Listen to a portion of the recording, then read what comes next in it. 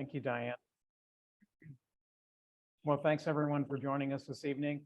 We're going to record this talk and hopefully save it somewhere on YouTube or somewhere for the future. So just ask if you could hold your questions till the end, and I'll be glad to answer your questions at the end, but I like to get kind of a nice clean recording.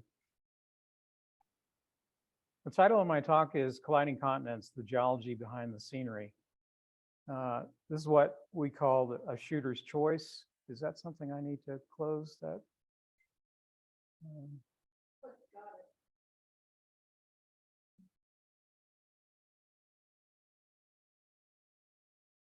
Let's see if I can get over there. Got it. All right, there we go. Shooter's choice presentation, which means I'll be sharing a recent trip that I made to Nepal. We were there, I was there with my wife, Ellen, for a month, and our trip had a variety of purposes. We have some friends, missionary friends from our church that are in Nepal, and so we spent the first week and the last week with them. But this talk is going to focus on the middle 2 weeks that we were in Nepal, where we joined 12 others on a geo world travel tour of the geology of Nepal. So this is travel photography, which has its pluses and its minuses. You know, the pluses are you go to an exotic destination, there's great scenery there. The minuses are you're with a group, there's often less time to really focus on photographic composition, lighting.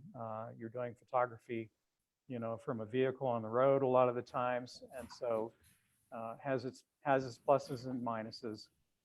I took basically I bought a new camera. I bought an Olympus OMD EM1 Mark III after investigating a lot of the new mirrorless cameras, and I picked that one for a variety of reasons. But one of the reasons was a professional photographer friend of mine, Colleen Minnick, who's also spoken at our club several times. She uses that same model as a professional, and so I thought if it's good enough for Colleen, it's probably going to be good enough for me. And also bought a 12 to 100 digital zoom. That the camera is compact and it's light. It has a micro 4/3 sensor, which is about half the size of a full frame. I do have a full frame Nikon as well, but I didn't want to drag that bulky camera around with me. And so the lens was the equivalent of a 24 to 200. So one camera, one lens, small backpack. This is my backpack here, which I bought. And this is kind of cool because in the side of this backpack, you can put your camera. So just fits right in there. And so for hiking, travel, this is really kind of a nice solution. That backpack is made by Thule.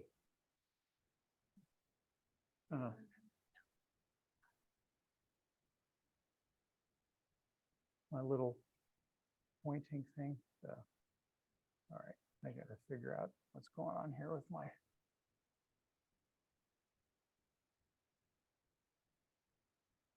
Yeah, I'm gonna turn that off, I think. Okay. Yeah. So this trip was sponsored by GeoWorld Travels.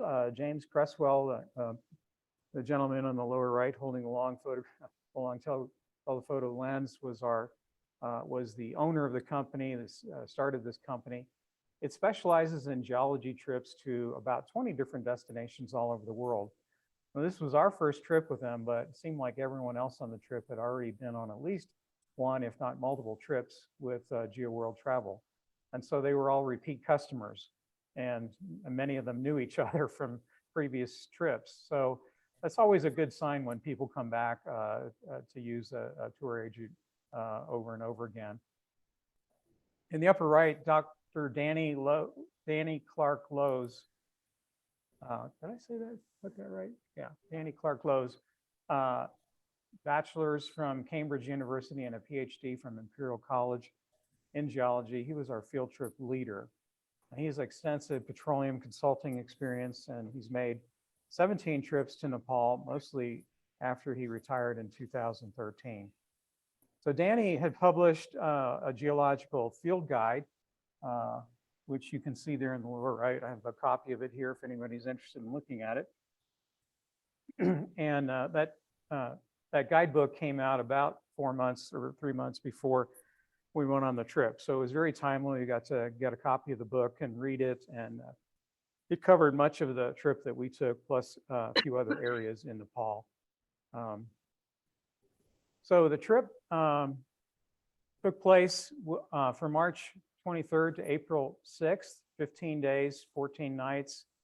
The approximate cost of the trip was about $3,600 per person, not counting flights, tips, visa, and a few meals.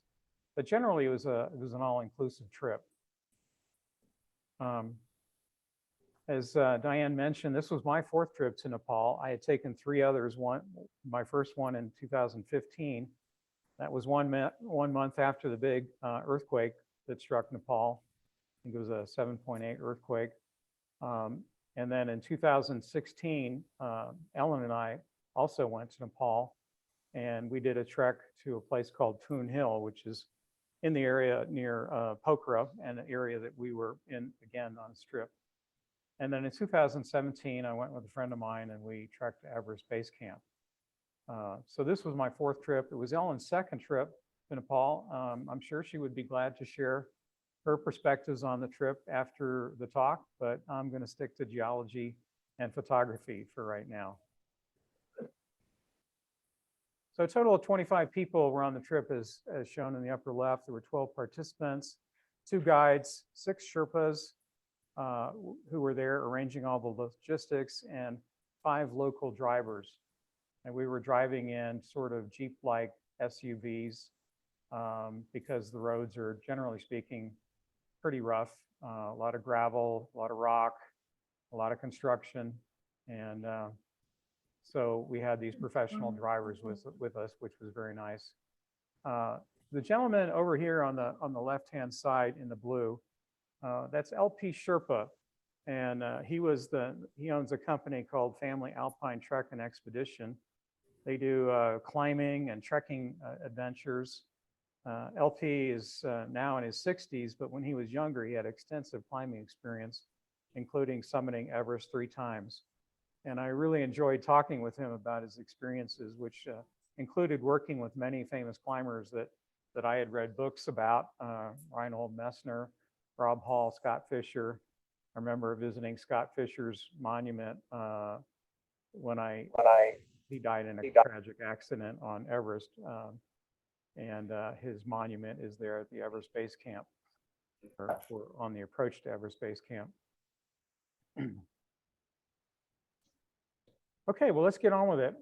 So I'm going to start with a little primer for you on basic geology. I got 3 slides that'll cover that. And hopefully that will give you some of the terms that I'm going to be using. Then I'm going to cover 4 topics. So I'm going to talk about rocks. I'm a geologist. I'm going to talk about landforms, tectonics, and culture.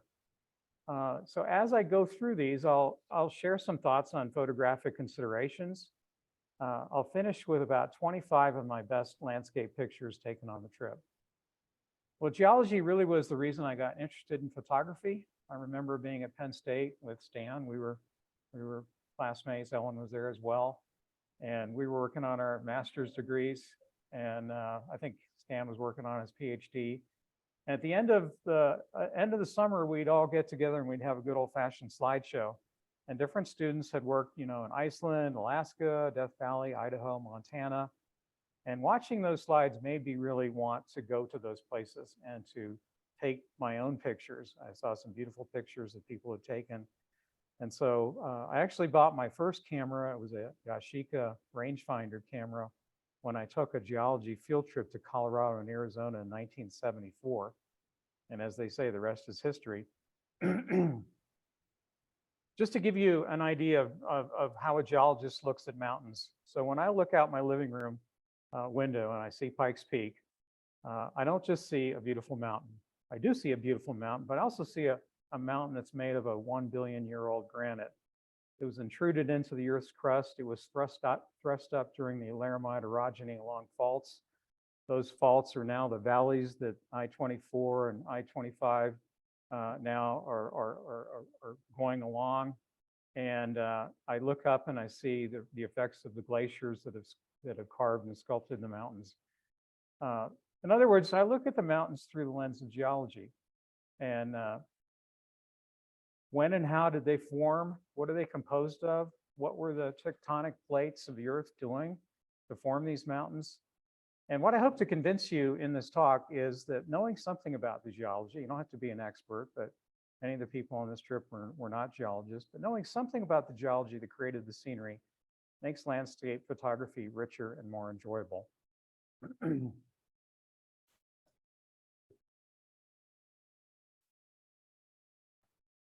So a large portion of the Himalayas are rocks that have been deeply buried under high temperatures and pressures and metamorphosed. Metamorphism is a process of change that occurs to rocks like shale or limestone or sandstone and causes them to recrystallize and take on new structures as they're subjected to increasing pressure and temperature. At times, these temperatures and pressures are sufficient to cause the rocks to melt or partially melt and turn into an igneous rock like a granite. We saw all of these rock types on the trip, plus many others. So the progression from lower grade metamorphism, taking a shale and turning it into a slate, then a phyllite where you see a little bit of sheen, a schist where you see the individual crystals, and then eventually into gneisses, sandstone going into a quartzite, a limestone metamorphosing into a marble. So all these rock types were present, and we saw them in different degrees of metamorphism on our trip. Well, here's a few terms that I'll use, are faults and folds. When plates collide in the crust of the earth, compression often results in thrust faults. We see in the upper left there, two blocks coming together and forming a fault, and one being thrust up over the other. Now, the age of the rocks on either side of the fault is critical in determining the type of fault. And oftentimes faults are stacked, or we say imbricated, like in that center picture on the top, where you get a stack of thrust faults, all like pancakes on top of one another. The faults can also have a complex history. Sometimes they move one way, and then later they're reactivated and move in the opposite direction. So detachment faults often occur where one block may have been thrust above the others, like in the picture on the left, but then later the fault is reactivated, and due to the influence of gravity, we see the fault moving in the other direction and sliding down. We see this extensively in Nepal. Now, a graben there on the right is a fault-bounded structural valley with normal faults on each side, down dropping the center. And we went up into a major graben on a good portion of this field trip. And then finally, folds come in many shapes and sizes. In Nepal, I'll show you examples here of overturned folds and recumbent folds, where the fold is actually laying on its side like that. Now, tectonics is the study of large-scale processes affecting the structure of the Earth's crust. Plate tectonics is the generally accepted scientific theory that considers the Earth's lithosphere to be comprised of a number of large tectonic plates which have been slowly moving for the last 3.5 billion years. Plate tectonics explains the location and the formation of volcanoes, earthquakes, and mountain belts. And mountain belts generally form at plate boundaries where one plate is subducted below another. The Himalayas formed as a result of the Indian plate breaking off the Gondwana supercontinent. So you can see in the upper right, India used to be part of a large supercontinent called Gondwana. And about 120 million years ago, that supercontinent broke up and India started moving northward. Actually, the Eurasian plate and the Indian plate were both moving northward. It's just the Indian plate was moving much faster than the Eurasian plate and overtook it and collided with it.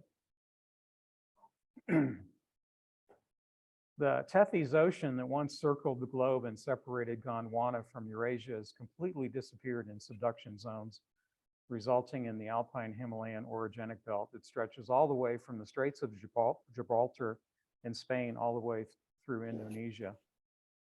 As India collided with Eurasia, a continent-continent collision occurred. The Himalayas formed by thrusting up Eurasia up over India, resulting in crustal thickening and isostatic uplift. So you can see in the lower right, the Indian plate now is trying to subduct underneath the Eurasian plate, but continental plates have a hard time subducting. They're too light. And so instead, we're getting a lot of compression. We're getting a lot of a thickening of the crust there, and in fact, duplicating of the crust happening as a result of that collision, resulting in literally the highest mountains in the world. The 14 highest mountains in the world, over 8,000 meters or 26,000 feet, are all in the Himalayas and the Karakoram ranges of Nepal, China, and Pakistan. 8 of them are in Nepal. And we'll look at 2 of those 8,000 meter peaks in detail on this trip. So Nepal, just a little bit of orientation here, sits between India and China, about half the size of Colorado with about 5 times the number of people. So the population is about 30 million people. It's about 550 miles long and about 100 to 150 miles wide. The area that this talk will focus on is in the west central Nepal, in the yellow box there.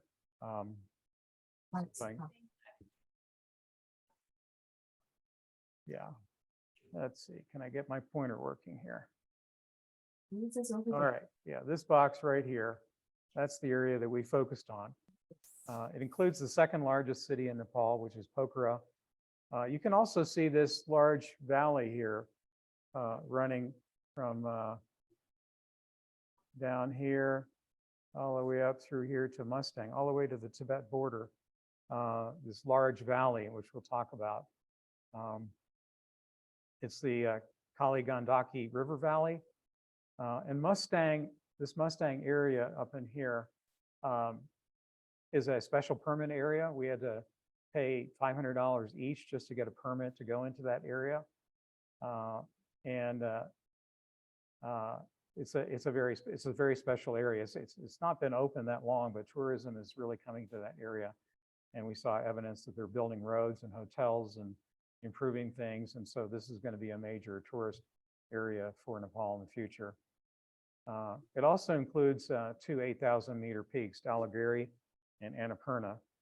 Now, some of the other areas that I visited on previous trips are shown in those other yellow boxes. So around the Kathmandu area, going north or east to Kadari, to the Tibet border there, and then also in the Mount Everest region.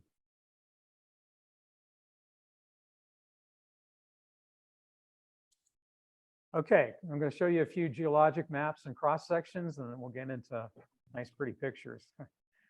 On the left here is a simplified geologic map of Nepal.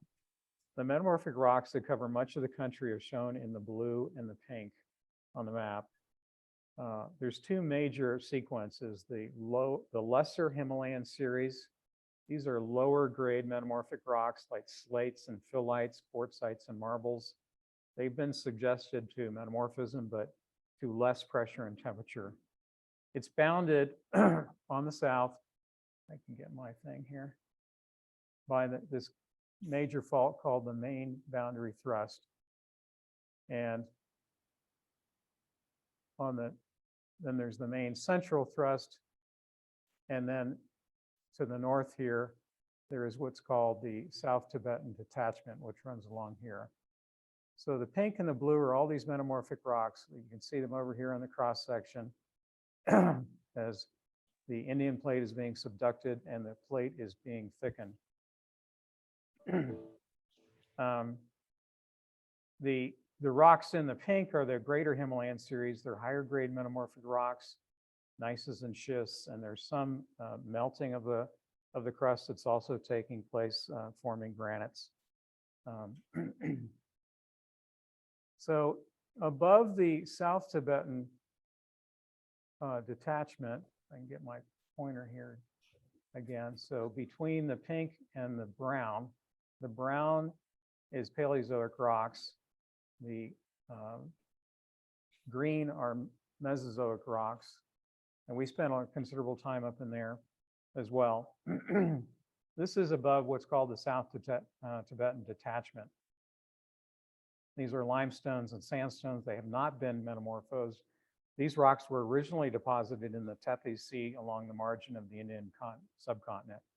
And as that Tethys Ocean was subducted, those rocks got pushed up and smashed into the Himalayan range. In yellow up at the top there is, well, it doesn't look very yellow on the screen here, but kind of this muddy looking yellow up here. The Kola Graben is a deep fault bounded valley. It's filled with between 5,000 and 7,000 feet of Cenozoic sediments. These are mostly fluvial, alluvial deposits. There's some lake and glacial deposits and also landslides there. And so this cross section is running along, basically, the cross section on the lower right is running basically along the route that we took. So the route we took was that red line here, going, if I can point it out, starting in Kathmandu. We took a bus over here to Pokhara, and then we met up with our 5 Jeeps and our drivers. And then we didn't go to the south. We continued along this trail, going up the Kali Gandaki River Valley, all the way to Lomontong. And we were within, I would say, 10 miles of the Tibet border when we turned around.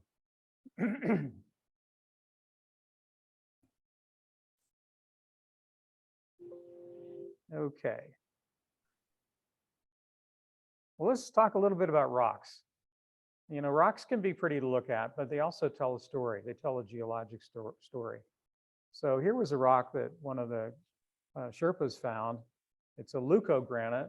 Leucogranite just means a light colored granite. There's very few dark minerals in it. It's mostly quartz and feldspar. And for the most part, it looks white. But it contains these tourmaline crystals. Tourmaline are these black crystals. Most of them are very small, but here's this huge tourmaline crystal right in the middle of this rock fragment. And just kind of wondering, okay, well, how did that get there? What's the story that led to such a large tourmaline? Because it was the only one we saw like this. All the other ones were pretty small, but this one was huge. In the upper right, we see what's called an Augengneiss. The German word for Augen means eye. So if you look at these large feldspars in here, like this one here, they kind of look like eye-shaped structures. So they're large feldspars. They're surrounded by these darker minerals. They've been squeezed. There's some shear going on, and those crystals have been flattened and stretched out. So there's a story in the formation of a rock like that. Here's a different kind of rock altogether. In the Cenozoic gravels fill of the Kola Graben, we found these what are called calcified burrows and roots. So at one point, this was a soil horizon that later got reburied by additional sediments on top of it.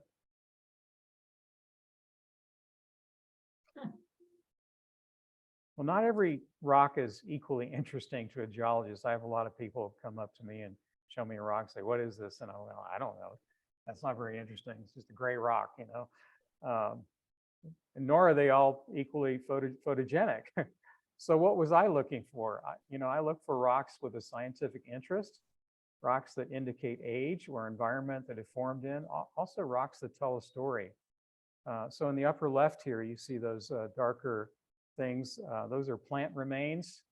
This is in a Jurassic sandstone.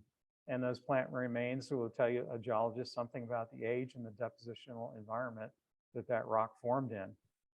In the upper right, you can see, I can point out this cross stratification. You've probably seen this in sandstones in the west and some of the red-bedded sandstones like out in Utah. You see this cross bedding. This is in a quartzite. A quartzite is a sandstone that's been metamorphosed. All the porosity is gone. It's just solid quartz practically. And yet these textures are still there. And on the flat surface of this rock, you could see ripple marks. So again, here in a quartzite, we're seeing evidence of how did that rock form? What kind of environment? Was it a fluvial environment, perhaps, or maybe a deltaic environment? All right, well, if this rock in the lower left could talk, it would tell you about the putty-like conditions, the high temperatures and pressures that allowed it to form these flow folds that you see in this rock. And the rock on the right, just imagine this white rock here surrounded by this red band is a pegmatite that's inside a granulite. And imagine the pegmatite saying to the host rock, watch out, you might get burned. Because in fact, what you're seeing here on the edges of the pegmatite is where the host rock was burned. It's what we call contact metamorphism. It's altered by the injection of that very hot igneous rock. Okay. Some minerals are very useful for telling geologists the temperature and pressure conditions under which they form. So here's an interesting three minerals. They all have exactly the same chemical composition: andalusite, kyanite, and sillimanite. But they form different minerals depending on the temperatures and pressures that the rock was subjected to. So in the top, you see kyanite. Let's see if I can point to it. These bluish, whitish bluish blades, those are the kyanite crystals. And in this rock down here, these blocky, dark looking crystals here, this is andalusite. So again, in different areas, we found these different rocks, and they're saying something about the pressure and temperature. So this graph on the left, pressure is going vertical, temperature is going horizontal. And as you go higher and higher pressure, you're going to get kyanite. As you get higher and higher temperature, you're going to get sillimanite. So how would this get used by a geologist, for example?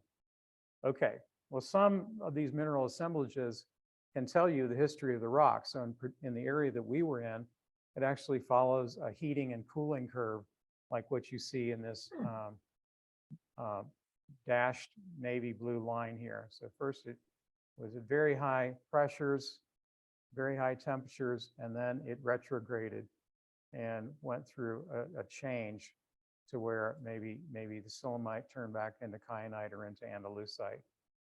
Now, these different curves on there represent different regions. So for example, the rocks in the Everest region went through a different sort of history, this purple line through here, a little bit lower temperatures and pressures.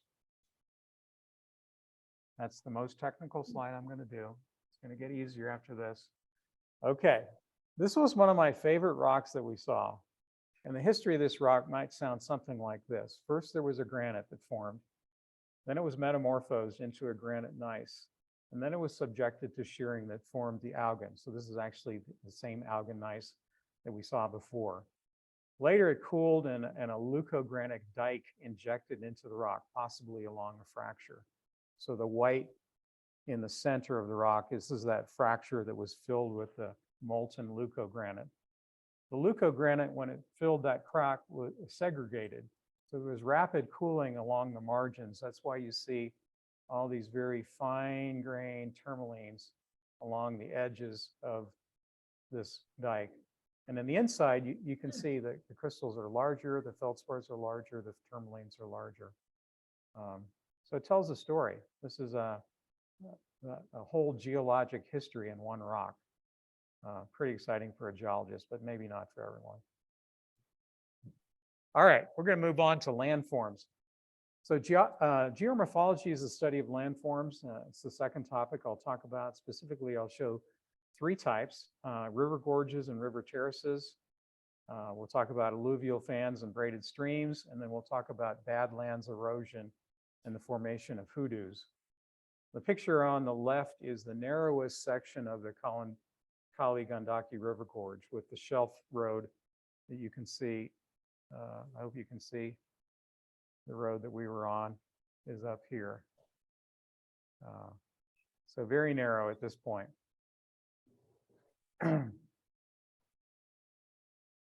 Well, the Kali Gandaki has been called the deepest canyon or gorge in the world. These are our digital terrain satellite views of the gorge from an oblique view here on the left and looking straight down the center of the valley. the 7th and the 10th highest peaks in the world, both over 8,000 meters on either side, giving the gorge a total relief of about 18,500 feet. If you were to take a straight line between Annapurna here, right down to the valley, right, that last picture where I showed you how narrow the valley was, right down in there, and then back up to Dhaulagiri, that would be a relief of about 18,500 feet. Now you can also see the Tokola Graben, which we spent considerable time in as well. So you can see it right here, fault-bounded valley here. And you can see Tibet, you can see the white snow-capped peaks, but you can also see the arid region of Tibet here to the north of Nepal. And then this is looking from the north, looking south, right straight down the throat of it, what the valley was that we looked like. The highest place we got on the whole trip was a place called Lomontong, which would have been up in this area here.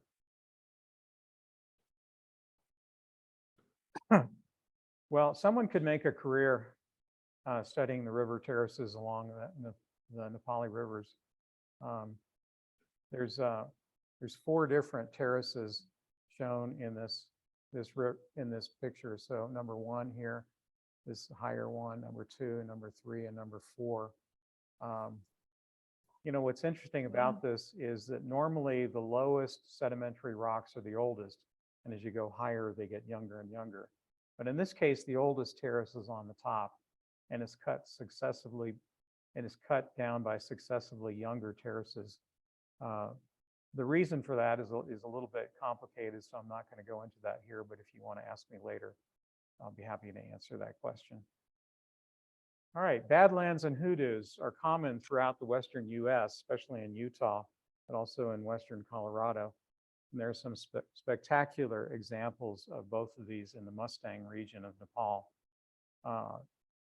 Some of the photographic elements, you see these repeating patterns, like in the lower left and lower right. You see color, you see lighting, contrast. These are some of the key things making this an interesting photographic subject. There's also sometimes a human story that goes along with these landforms. One of the interesting things that I'll point out for the geologists and the crew here, these hoodoos, there's 2 different kinds of hoodoos here. So these are lake beds down here. This tan-colored formation is lake beds, and these are alluvial fans up here in the darker colored material. So you can see you get 2 different kinds of hoodoos forming depending on the rock type that is cut through.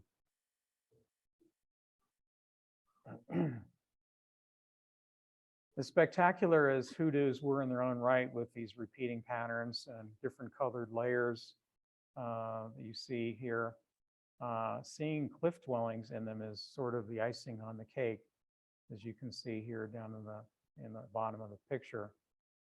The rock is soft enough to carve out cliff dwellings, but it's hard enough to make durable shelters from climate and also protection from warring invaders. Well, this is one of my favorite pictures from the whole trip. I just love the layering and the coloring here. There's a contrast in color, there's a contrast in texture. You're starting out here in the bottom with valley fill. You're getting into these hoodoos here, which are in the Miocene fill of the Graben. Hoodoos have not formed in this slope, so you get these rounded slopes back here. And in the background, you've got the high peaks along the Tibet border that are probably about 20,000 feet high. Soft bedrock and a lack of vegetation promote accelerated erosion in landscapes that produce these steep, highly dissected topography and the formation of these gullies, networks, and badlands. They have some of the highest erosion rates globally. And there's several factors and processes that affect the formation of badlands, most notably the lithology, that is the rock type, the climate, and the slope aspect.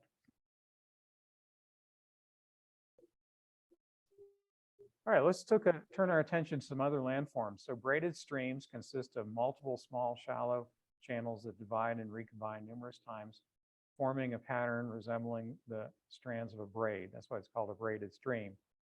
They form where the sediment load is heavy and the sediment is deposited as shifting sand islands or bars between the channels. So the top left, you can see again that braided pattern of the river. And we see these in Colorado and in the western US as well. Also the river valley to the right, in the lower right. Now, alluvial fans are unconsolidated sedimentary deposits that accumulate at the mouth of a canyon because there's a reduction or cessation of sediment transport by the stream. They have a fan-like shape, like what you see in this picture on the upper right. So all this lighter colored material here is forming this alluvial fan. Now, this is and this picture here is a picture of a major landslide that happened in the valley. These landslides are very common. You see them all through Nepal. The terrain is so steep that landslides are very common. Some of the aspects of photography and photographing these landforms are patterns again, textures, story. What do I mean by story? Well, this alluvial fan here is actually on the side of a larger alluvial fan that's off to the right. There's actually a town built on that alluvial fan. And whether it was by natural causes or because the people of the town were tired of flash floods just wiping out the town, the channel was diverted or got diverted. And so now instead of coming straight down over here, it comes down here. And the water started depositing sediment, forming a new alluvial fan. There's also another story related to this landslide here and this braided stream here.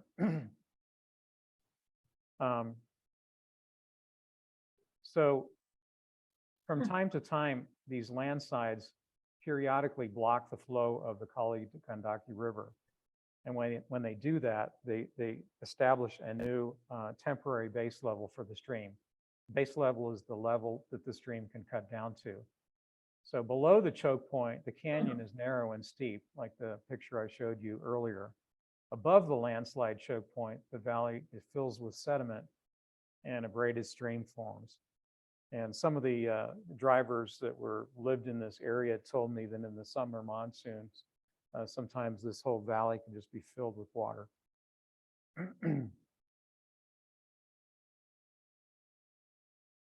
All right, got a couple more geologic maps, and then we're going to get into some cool pictures. This is a geologic map that basically follows along the route that we followed in the lower part of the route that we followed along the Kali-Gandaki Gorge. It cuts down beneath the main central thrust. I can find my pointer here, right here, and the South Tibetan detachment system. So these are different rock types that I won't go into the details of, but they form the lesser and greater Himalayan series. And then generally you see the layering of the metamorphic rocks all dipping to the north uniformly at about 30 degrees, all parallel to these thrust faults that have come in here. Generally, the metamorphic grade is increasing as you go from the main central thrust up to this Chomrong thrust. That's all the lesser Himalayan series.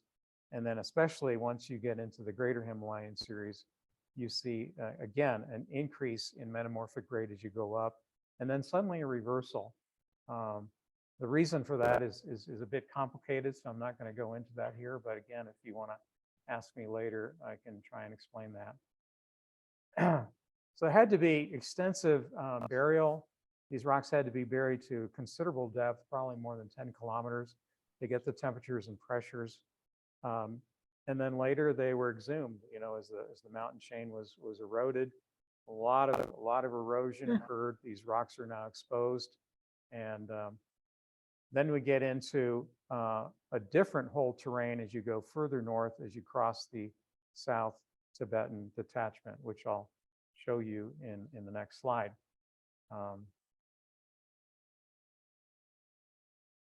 From a photographic perspective, there are some very large features with high scientific interest, some large folds and faults, and really the heart of the story of explaining how the Himalayas formed.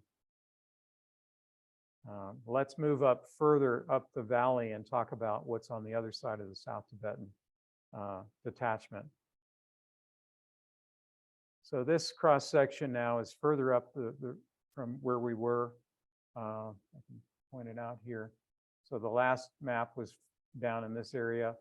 Now we're following a line of cross section on the east side of the valley. And right away, you can see the rocks are different. These are Paleozoic and primarily Paleozoic limestones. They're not metamorphosed, or if they are, they're very slightly metamorphosed. They form these giant recumbent folds, folds that are turned over on their sides. And you can see that structure in a number of the mountains that we went by. Pay attention to this fault here. It's called the Lupra fault. I'm going to show you a detailed picture of that fault. Most of the faults in Nepal are hard to see. Between the erosion, the faults, first of all, usually form valleys, and then the valleys are filled with gravel. There's also vegetational aspects that obscure the faults, but in the case of the Lupra fault, it's beautifully exposed. So again, this South Tibetan detachment, remember I talked about a thrust fault pushing upward in one direction and then later being reactivated under the influence of gravity and sliding the other way. So that's what's happened on this. This was once a thrust fault that then later reactivated and slid that whole mountain range to the north, forming these huge folds. All right, so you guys get to be geologists now. What do you see in this mountain here? What? Folds. What kind of folds? Recumbent folds. Yes, very good. So this is a large recumbent fold in the face of Kikuchi Peak. This is on the west side of the gorge. Sometimes the snow helps to outline the layering so you can see the folds better. Sometimes it obscures it. What do you see here?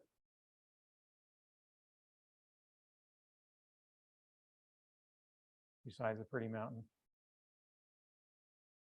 All right, well, I see the layering changing. You see the layering on the top of the mountain suddenly reversing and folding back. So it's another recumbent fold. This is in the face of Nilgiri Peak on the east side of the gorge. How about this one?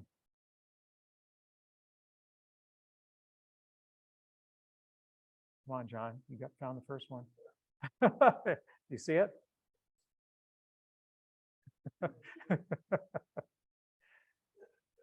All right.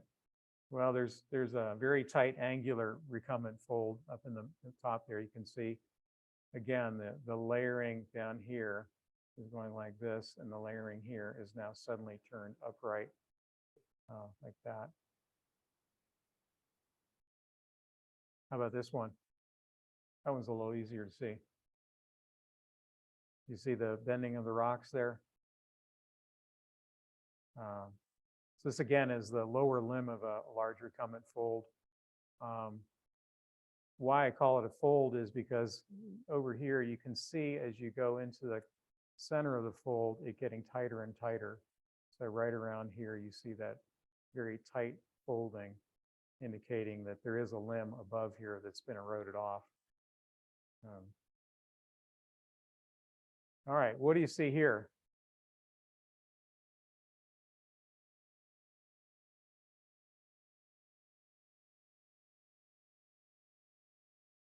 The right side look the same as the left side?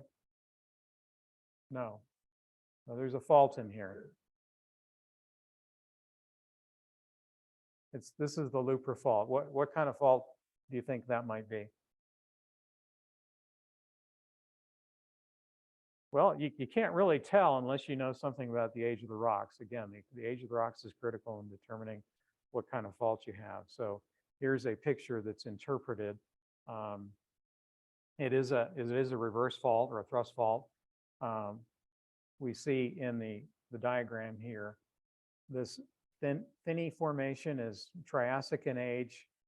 The Jumpsum formation is early Jurassic. This is a normal succession. Triassic is older than Jurassic. On this side of the fault, we see early Jurassic, middle Jurassic, upper Jurassic. So it's turned upside down. And this again is the limb of a large recumbent fold. The sense of shear forming these folds here is also consistent with that being the lower limb of a large recumbent fold. And the fault itself, you've got Triassic thrust above Jurassic. So again, it's a reverse fault. Very beautifully exposed right along the river. All right, well, I'm going to talk about culture now because there's a lot of culture in Nepal. And I'm going to kind of focus on three topics: religion, ancient dwellings, and modern day. This could really be a whole separate presentation, but I'll just touch on a few of the highlights. First of all, Nepalis are very religious people. They share much of their religious heritage with their big neighbor, India, to the south. Hinduism is the dominant religion in Nepal with maybe 80% of the people, based on the 2011 census. I looked at the 2021 census, but they hadn't released the data on religion in that census yet. The second largest religion is Buddhism, about 9%.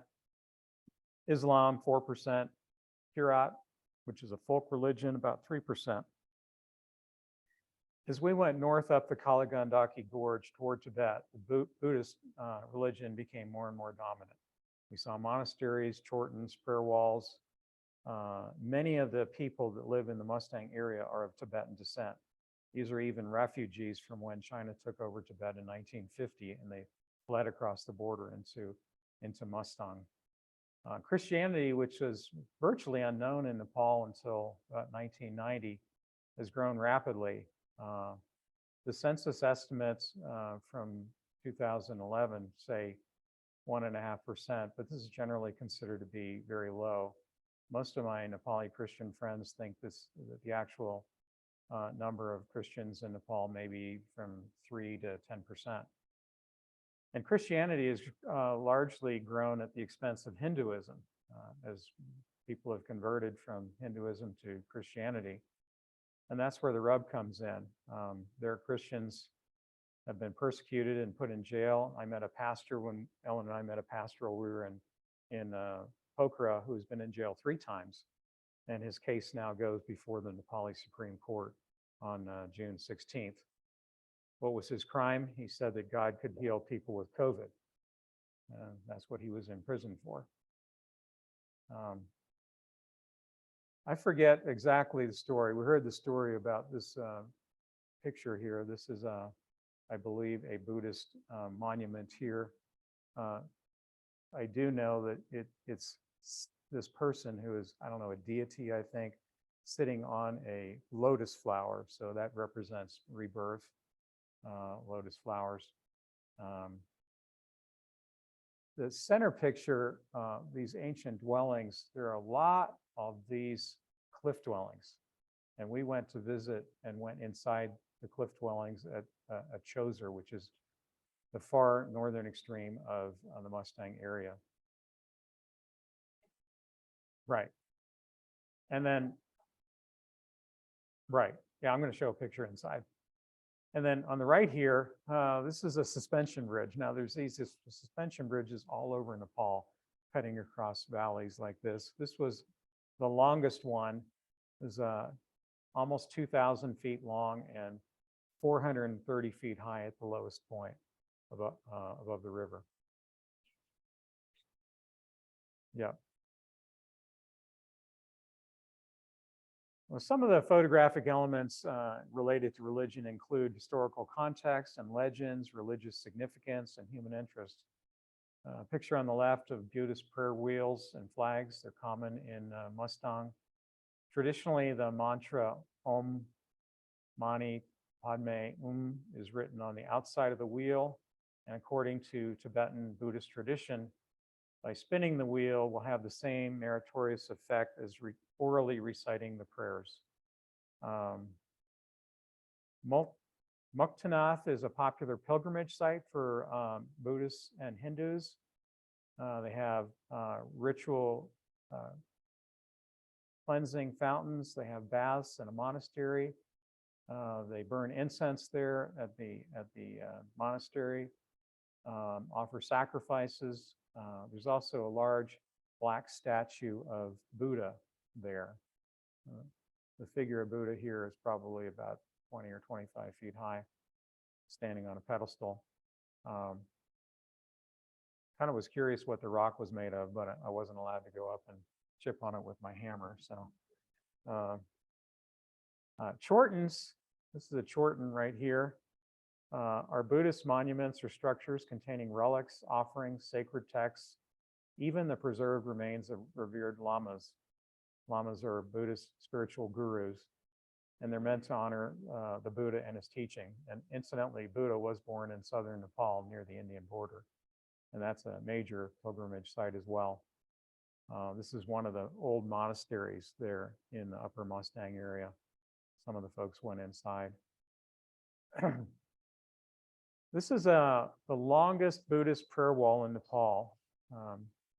These mani or prayer stones near the top. So these stones here all have letters written in them, prayers written on them.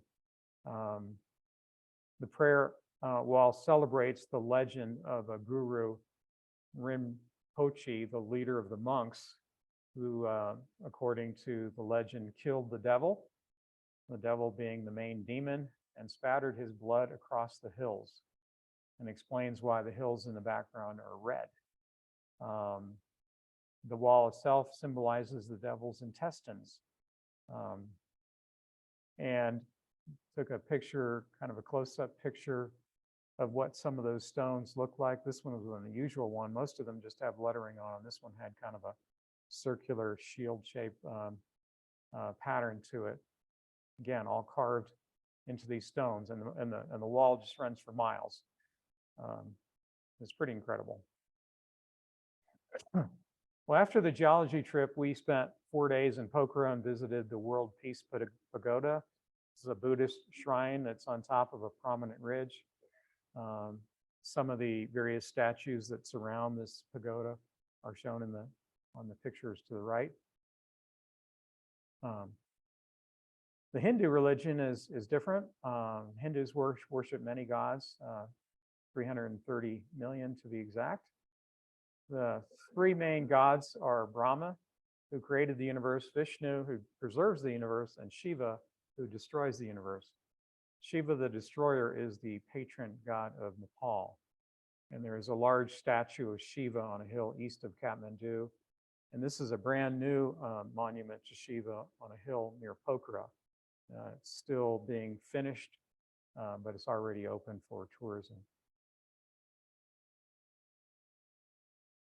Well, Nepal is a multi-ethnic, modern day Nepal is a multi-ethnic, multiracial, multicultural, multi-religious, and multilingual country. Nepal has been occupied for at least 2,500 years, and most of that time there were separate kingdoms ruling in different regions. The country was unified in the latter half of the 18th century by the ruler of the Gorkha region, and on May 28th of 2008, a newly elected Constituent Assembly declared Nepal a federal democratic republic, and this abolished 240 years of monarchy. Now, Lomontong is the furthest place we stayed in, is an elevation of about 12,500 feet. It's the capital of the Mustang region, and the city dates back before unification to the 15th century, when various warring tribes fought for dominion. So this is taken from the rooftop of some of the houses, the picture on the upper left. Looking down, the red buildings are all monasteries. I think the building off to the left may also be a castle. Um, and it is a walled city. There are also surrounding Lomantong on the nearby hillsides watchtowers that were set up to stand guard against marauding parties. So one of these fortifications can be seen in this very old village that we visited in Tangbi. So the ruins of a fortress here. Cliff dwellings, we talked about cliff dwellings. This is the inside of the Choser Cave, so we got to walk around. It's on multi-levels. We saw storage rooms. We saw places where they might have cooked. We saw ladders in there. This is this is typical architecture in these old towns like Lomantong. The doorways typically have this shape and this coloration. And then over here on the right, I mean, just almost everywhere you go in Mustang area, you see these cliffs with these caves and cliff dwellings in them. So we were told when we visited Choser Cave that these some of these sites were first inhabited 2,500 years ago and have been inhabited up until recent times, like maybe 100 years ago. As far as I know, there's none that are currently being inhabited. Well, how do you enter one of these cliff dwellings? It's really kind of a mystery to me. Most of them you can see, I mean, it's no obvious entrance, and obviously they're quite well protected. This is a cliff in those red hills, blood-spattered hills near town of Gami. Modern day Nepal is quite a mixture from modern buildings and traffic and cities to small farming villages on steeply terraced hillsides. In the villages, some houses still lack indoor plumbing. They have to go to a spring to get their water.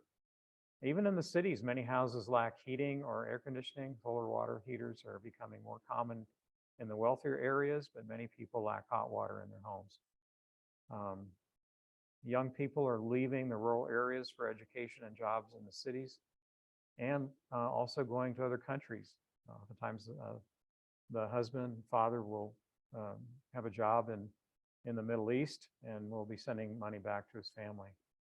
So some of the photographic elements in looking at modern day Nepal are these lifestyle contrasts, the things that are unique to the region. Some of the architecture is unique, the terraced hillsides, and of course, human interest. So this is actually our friend Ruth, her brother just built a new house a few years ago. This is his house, a very modern house, but again, doesn't have air conditioning or heating in it. It does have plumbing, thankfully. This is what some of the terraced hillsides look like in the villages where our friend Ruth lives and where she's doing her work. This is a modern busy street in Kathmandu. Traffic is terrible, pollution is terrible, and this wiring is scary. And then this is one of the older cities, Marfa, which we walked through. They stack up the firewood along the tops of the walls and on the edges of their houses. Presumably that is for burning in the wintertime. This is a picture of Pokhara from a ridge that the World Peace Pagoda was located on. We took a taxi to the top of the ridge, and then we hiked down to the Phua Lake seen below, and took a boat back to the other side where our hotel was located. Okay, let's move on to just pretty pictures, scenery. So I'm going to go through a series of 22 photographs, basically showing what some of the high peaks in the Himalayas that we saw on this trip. This is taken off a road that's about an hour east of Kathmandu. I've traveled this road at least 7 times before. I never saw the mountains. It was always cloudy. It was always hazy. It was always whatever. This was the first time I actually could see that there were mountains that you could see from this road, which was pretty incredible. I'm standing on a hill that's about 4,000 feet high, and I'm looking north into the Longtang National Park, which is north of Kathmandu, and also a very popular trekking area. The peak in the distance is Dorji Lakpa, which is about 23,000 feet. This is an unnamed peak in the Upper Mustang area on the west side of the Tupola Graben. It's just over 21,000 feet. I love the coloration in the rocks. These are Paleozoic sedimentary rocks, limestones, that again are above the South Tibetan detachment. You know, in the Upper Mustang, it really rains very little. It's really a desert up there, but it was surprising to us that it was so cloudy and overcast there. No rain, but there's plenty of clouds. Fortunately, the last night we were there, the clouds cleared and I was able to take this picture of as the sun was low on and setting on the horizon, getting ready to set. These are, again, mountains along the Tibetan border, probably around 22,000 feet in elevation. All right, this starts a sequence of 5 pictures that I took at about 7 a.m. From a town that we stayed in called Kalapani. The sun is rising over Nilgiri South, the mountain to the left at 22,500 feet. Annapurna 1 and Annapurna Fang are seen there in the distance. This is zoomed in a bit from the last shot. So now we're looking at Annapurna 1, which is on the left at 26,500 feet. Again, this is one of the 8,000 meter peaks. It's a 10th highest peak in the world. And Annapurna Fang, 25,100 feet there on the right. And this is taken again from the Kali Gandaki River Valley. So we're on the west side of Annapurna and we're looking southeast. Later, I'm going to show you some pictures of Annapurna from the east side. Looking the other direction from where that picture was taken, sunrise is illuminating the summit of Dhaulagiri. The valley is still in the shadows. Again, Dhaulagiri is 7th highest mountain in the world at almost 27,000 feet. Often the lesser peaks are as photogenic or even more photogenic than the high peaks. This is Takuchi Peak along the northern ridge of the Dhaulagiri Massif. I'd shown you another picture of this mountain where you saw the giant recumbent fold in it. Here you just see the layering kind of steeply dipping to the left. But I love the contrast between the dark rocks and the kind of the ice and snow on and so decided to do this as a high contrast black and white photo. Well, my first exposure to pictures of the high Himalayas was through a picture book by Yoshikazu Shirakawa. It's called The Himalayas. I've got this book here, and I know it's dark in the room here, but if you look on the cover, there's a picture of one of the mountains in Nepal, and it's bathed in this golden hue. Now, he was using a medium format Pentax. The book was published in 1976, and some of his photos were taken even long before that. He was using a medium format 6x7 camera and a Pentax SP 35mm camera and Kodak Ektachrome film. So he took a picture of the east wall of Machapachari with this golden hue. He doesn't say how he got the golden hue. Perhaps it was natural, perhaps it was a filter. But I thought I would go ahead and try to emulate that golden hue on this peak, just using my sliders in Lightroom. So it didn't actually look like this. It looked white. The next 9 photos are a sequence taken from Serenkot Hill, which is a hill just north of Pokhara. And you're looking north into the Annapurna range. We left the hotel before 5 a.m. and we set up on a hill with probably a few hundred other people waiting for the sunrise. Our perch was at an elevation of about 5,200 feet. And this was really the only place where I used my tripod. So this is before the sun has come up. This is probably a 10-second exposure or something like that of the valley. You can still see the lights on in the valley.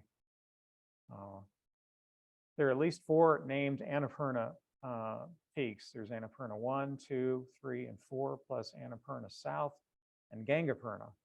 All of these peaks are between 3,500 and 26,500 feet in height. So Annapurna South and Annapurna 1 are here on the left. And this very prominent peak here is Machu Picchu. Also, it's got 3 different spellings. One is Machu Picchu, one is Machu Picchu, but most people call it Mount Fishtail, which I'll explain later. So again, this was taken in the early morning glow before sunrise. The air was very hazy, and so I had to really crank up the dehaze slider in Lightroom in order to get the clarity that you see in this image. Machu Picchu takes center stage from that viewpoint.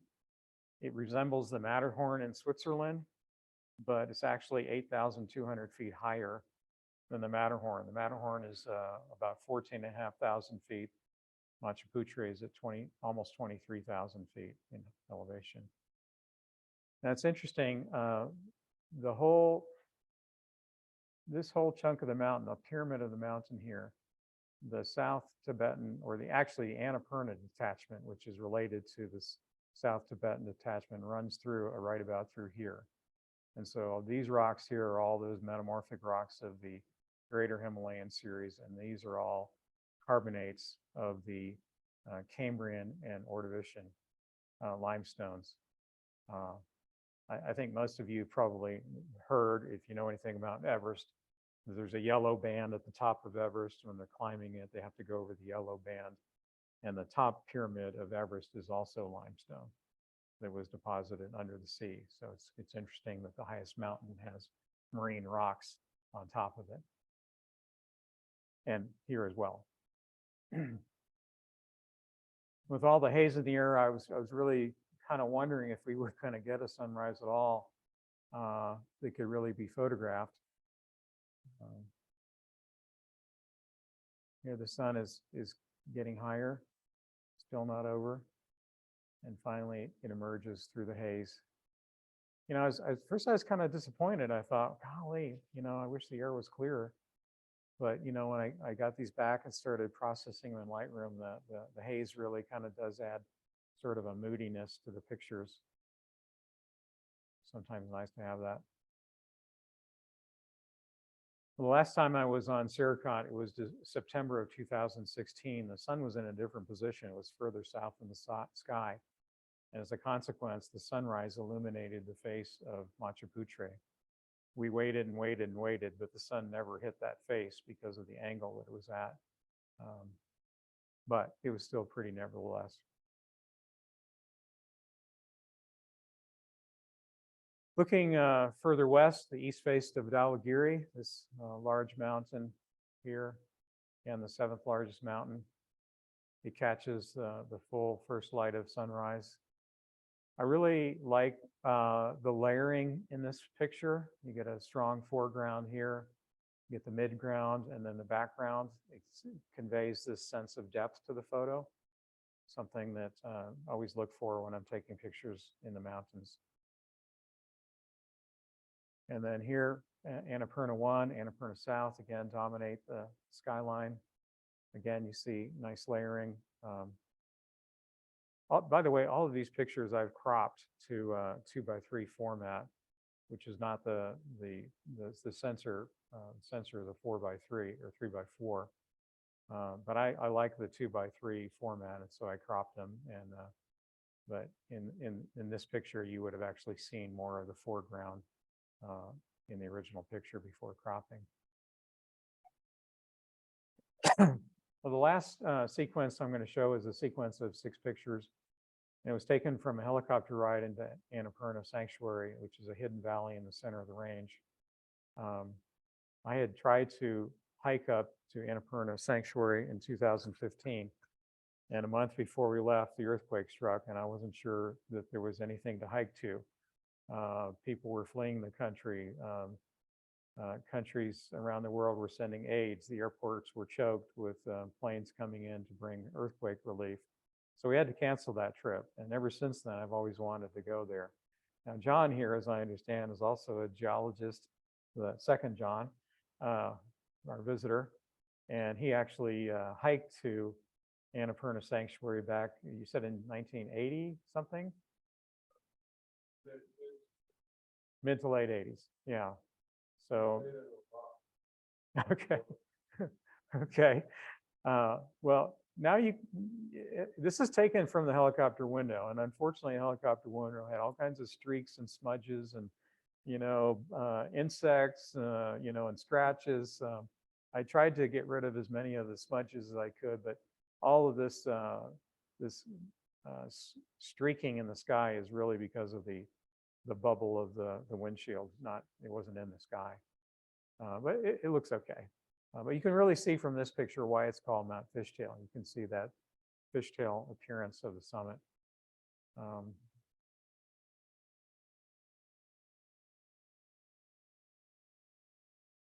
Here's the helicopter that carried us up there. Carries 4 passengers plus the pilot. The cost was $300 per person. Takes less than 30 minutes from the Pokhara airport to get to Annapurna Base Camp. The elevation of the airport is about 3,000 feet. The elevation of Annapurna Base Camp is 13,500 feet. There is one landing pad, and helicopters are constantly shuffling people back and forth. They're never shutting down. They just land long enough to unload and load people. So we were dropped off, and we had about 30 minutes of base camp to walk around and take pictures. The pictures I showed you before from the sunrise were on the other side of this ridge. So this is a view looking south from the base camp toward a peak called Chuli, which is 21,132 feet high. I believe this is a picture of Gangapurna at about 24,500 feet. It's looking northeast from the base camp. We could also see the same peak from the other side in the Kalagandaki River Gorge, if you knew where to look. Now at Everest Base Camp is at 17,500 feet. It's a city of tents, but I was surprised when we got there to find the Annapurna Base Camp was not tents, it was buildings, quite a few buildings. And it's built on a bench or possibly the lateral moraine. Presumably, this is the valley of the South Annapurna Glacier that used to fill this valley. It's obviously retreated. And in the next picture, I'll show you, it actually breaks into 3 separate glaciers. So this is looking the other way, looking up at Annapurna 1, the 8,000 meter peak. Again, you can see in this picture 3 glaciers, one here, one here, one here. Presumably all those glaciers at one time merged and just filled this valley. There may be a glacier under there. It's so covered with rocks and debris, it's hard to tell if there's any ice in there or not. Annapurna 1 was first climbed in 1950. It was the first 8,000 meter peak to be climbed. There's actually a monument or bust of Maurice Herzog, who was the first European climber to climb an 8,000 meter peak. Now from the base camp to the summit is 13,000 feet. It's about 1,500 feet more than from the base camp of Everest to the summit of Everest. Annapurna 1 has the highest fatality rate of all the 8,000 meter peaks, somewhere around 35%. So 1 out of every 3 climbers doesn't make it back. It also has the lowest peak rate. So I couldn't find, it's amazing, I couldn't find like 2023 stats on how many people have climbed it, but at least back in 2012, only 191 people had summited Annapurna. I do believe these numbers are of course, out of date. I saw an article posted where there was actually a party of 67 people that all successfully summited Annapurna on April 20th, 2021. Now, there's more than one way to climb Annapurna. The way that Maurice Herzog climbed it was not from this side; it was from the other side. And so there's a base camp on the other side, and then there's this base camp. I think the reason why Annapurna is such a deadly mountain is there are really frequent and unpredictable avalanches. There's very unpredictable weather, and the difficulty, you can see the mountain is a rock face, very difficult climbing terrain, and the lack of support once you're on the mountain. So you do have a series of camps, but they're usually on very steep rocky ridges. So anyway, it's cool to see some of these incredibly high mountains in Nepal. I'll kind of close my presentation with a black and white photo of Machu Picchu, Mount Fishtail, and hope you enjoyed my talk. So Frank, if you'll turn off the recording, and then we'll go to questions.